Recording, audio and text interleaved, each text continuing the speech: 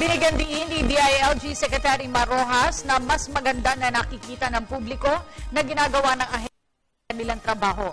Ito ay kaugnay pa rin ng akusasyon na binibigyan ng gobyerno ng special treatment si Janet Lim Napoles. Kaya naman upang matiyak ang kaligtasan ni Napoles, sinabi ni Rojas na natapos na ang paglalagay ng karagdagang CCTV cameras kasabay ng pag-a-assign ng PNP Special Action Force. Sinabi pa ng kalihim na alinsunod din ito sa kautusan ni Pangulong Aquino na siguraduhing ligtas si Napoles upang maharap nito ang pork barrel scam issue at nang matuklasan din ang iba pang sangkot dito.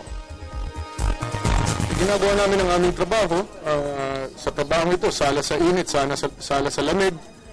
Mas mabuti kung pupunahin man kami, mas mabuti na pinupuna kami na ginagawa namin ang aming trabaho at sinisiguro namin na buhay na makakaharap sa buong proseso ng ating batas si Janet Napoles kaysa sa pupunahin kami na hindi namin ginagawa ang aming trabaho.